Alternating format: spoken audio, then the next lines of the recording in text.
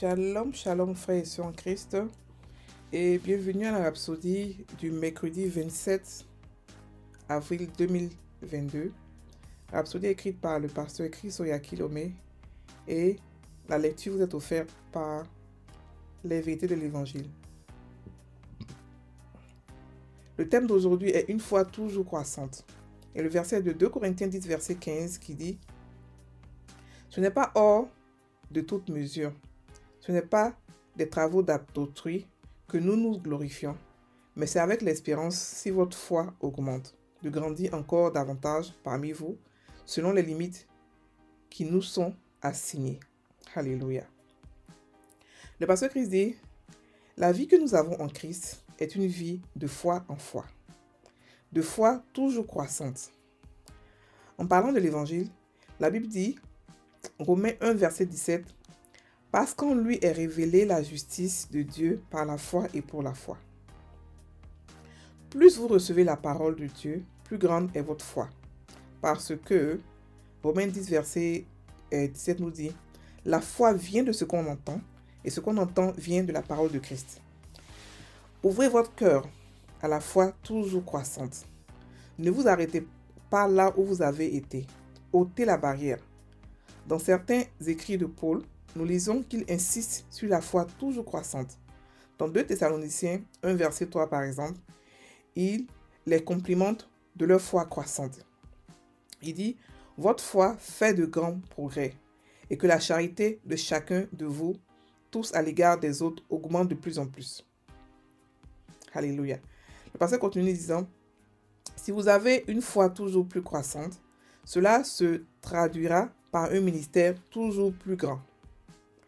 Le même verset dans la version amplifiée classique dit « Nous ne nous vantons donc pas au-delà de nos propres limites, des efforts fournis par d'autres hommes, mais nous avons l'espoir et la ferme assurance que, tandis que votre foi continue de croître, notre champ d'action parmi vous sera grandement élargi, toujours dans les limites de notre commission. » En d'autres termes, avec une foi toujours croissante, vous restez concentré dans votre vision pendant que vous vous développez. Si vous êtes un leader à quelque titre que ce soit dans l'église, bâtissez votre foi et celle de vos membres. Lorsque votre foi et leur foi augmenteront, l'œuvre s'élargira ainsi aussi et grandira considérablement. Dans une église ou dans un groupe où la foi du peuple est faible, l'œuvre de Dieu sera faible. Cela vous aide à comprendre pourquoi l'enseignement de la foi, l'œuvre de la foi et la vie de la foi sont très essentiels.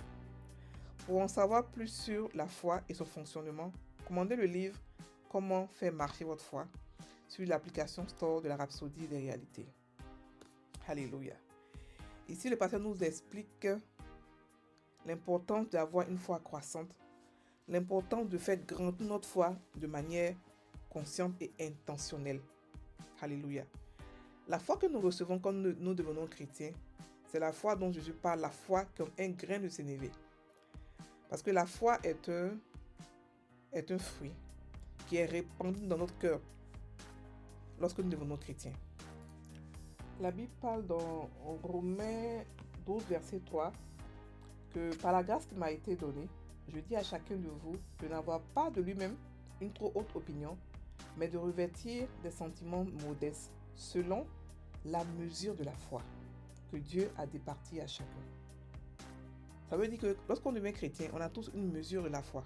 Et cette mesure de la foi-là, Jésus dit qu'on peut l'utiliser pour pouvoir déplacer les montagnes. Mais ce que nous devons faire, c'est au-delà de déplacer les montagnes. Ça veut dire que les montagnes sont pour nous la chose la plus minime que notre foi peut faire. Donc la foi que nous avons, elle peut grandir et elle peut faire des choses extraordinaires, dépasser même le déplacement des montagnes. Alléluia. Le pasteur nous dit que nous devons vouloir que cette foi-là grandisse.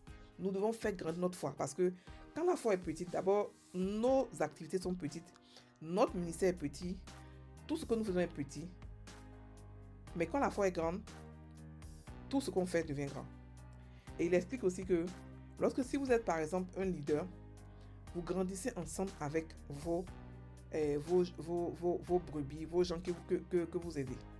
Parce que quand votre foi est grande et que leur foi aussi est grande, le ministère devient encore plus grand et plus puissant. Et que nous devons expressément vouloir faire grandir notre foi. C'est pour notre propre bien. Alléluia. Il explique qu'il a parlé de la foi grandissante. Il a dit, il est parti quand Paul a dit aux Thessaloniciens que votre foi fait de grands progrès et que la charité de chacun de vous, tous à l'égard des autres, augmente de plus en plus. Ça veut dire qu'il veut expliquer ici que la charité et la foi, les deux, l'amour et la foi vont ensemble. On ne peut pas grandir dans la foi sans grandir dans l'amour. Mais il explique aussi que, non, que la foi doit grandir, elle doit être croissante. Elle doit être croissante. Plus elle grandit dans la foi, plus... Parce qu'on doit aller de foi en foi. On ne va pas tout le temps rester au même problème. Aujourd'hui, vous avez un petit problème, vous le réglez par la foi. Demain, vous aurez encore un autre plus grand. Et il faudrait une foi équivalente au problème qui est devenu grand là, que vous devez régler. N'oubliez pas, ne mélangez pas la foi et la grâce. La grâce, elle vient gratuitement, elle envoie des choses qu'on n'a pas demandé. Mais la foi, elle force les portes. La foi, c'est seulement les violents qui l'utilisent. Et la foi, aujourd'hui, parmi nous les chrétiens, la foi n'a pas été expliquée comme il se doit. Et on ne sait pas qu'on a trois sortes de foi. On a la foi imaginative, la foi qui vient dans notre imagination. Quand on en a preuve dans notre imagination. Quand on a la preuve dans notre imagination. Et la foi qui vient par la parole de Dieu et la foi qui vient par la révélation de Dieu. Donc, lorsqu'on a une ou deux preuves ou trois preuves même, on peut tout avoir, on peut tout faire. Il suffit de savoir le processus. Et il a demandé à ce qu'on puisse lire comment faire marcher votre foi. Ce livre est sur notre chaîne YouTube, mais on n'a pas fini de tout lire. Donc, ayez un peu de patience, on va tout lire et puis vous allez comprendre en fait ce que c'est que la foi. Mais lorsqu'on a des nouveaux d'abord, on a tous une foi. On a tous une foi qui est là, qui nous aide à pouvoir avancer dans la vie. La Bible dit que le juste vivra par la foi parce que tout dans le royaume des cieux se fait par la foi. Mais même le païen a la foi. Le païen a la foi. Parce que sa foi n'est pas comme la nôtre. Sa foi n'est pas sanctifiée. Sa foi ne peut pas guérir des masses et des masses de personnes. Alléluia. Donc, la foi grandit comment ça? Par la pratique. Par sa pratique. Lorsqu'on entend la foi, on est fortifié et on la pratique et elle grandit. Sans la pratique, la foi ne va pas grandir. Elle va être là, elle sera là. Elle dit que vous êtes rempli de la parole de Dieu, mais vous ne la pratiquez pas. Et elle est molle, voilà. Elle est toute molle. Elle ne travaille pas, elle ne fait rien. Donc, quand les difficultés vont venir, elle aura peur d'affronter les difficultés. Parce que malgré qu'elle soit costaud, malgré qu'elle soit grande, elle aura peur d'affronter les difficultés. Donc, chacun de nous doit expressément faire grandir sa foi. Alléluia. Donc, c'est ce que le pasteur a dit aujourd'hui.